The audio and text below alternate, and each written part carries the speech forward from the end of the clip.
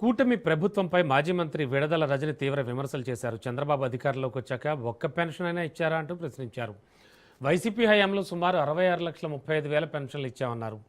కూటమి అధికారంలోకి వచ్చాక 6 లక్షల పెన్షన్లు కట్ చేశారని, స్పెషల్ ఫ్లైట్లు, స్పెషల్ హెలికాప్టర్లతో లగ్జరీగా తిరుగుతున్నారన్నారు. తాము అమరావతికి వ్యతిరేకం కాదని, అమరావతి పేరుతో దోపిడీకి వ్యతిరేకం స్పష్టం చేశారు.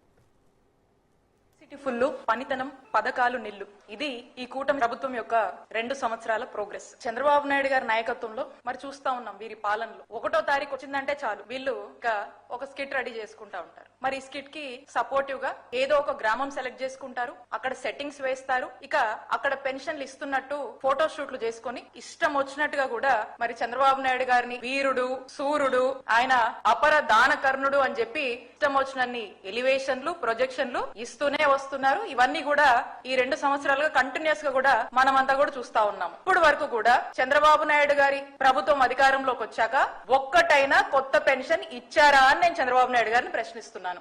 దీనికి మీరు సమాధానం చెప్పండి. మా నాయకుడు జగన్మోహన్ రెడ్డి గారు మా జగనన్న ప్రభుత్వంలో 66,35,000 పెన్షన్లు సుమారుగా మేము ఇచ్చాం. మేము గర్వంగా చెప్పుకుంటాం. ఇది మీరు ఇందులో ఈ 66,30,000 పెన్షన్స్ లో -6 లక్షలు చేశారు. అంటే 6 లక్షల పెన్షన్స్ కట్టు. పైగా ఈ 2 సంవత్సరాల్లో ఒక్క కొత్త పెన్షన్ కూడా ఇవ్వలేదు.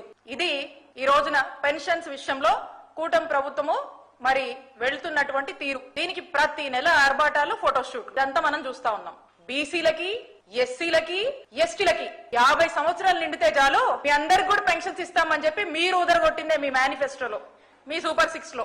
మరి దీని పరిస్థితి ఏంటి? ఈ 50,000 మందికి ఎన్ని పెన్షన్స్ ఇస్తున్నారు? మా నాయకుడు మా హయాంలో ఇచ్చినటువంటి పెన్షన్స్ నుంచే 6 లక్షలు కోత పెట్టారు. ఒక్క కొత్త పెన్షన్ ఈ రోజుకి ఇవ్వలేదు. మీరన్న మేనిఫెస్టో ప్రకారం చూసినా ఈ మరి 50,000 నిండిన వాళ్ళంటే ఇవి కూడా చాలానే యాడ్ అవుతాయి. మరి వీటికి దిక్కులేదు, మీరు మాట్లాడుతా ఉన్నారు.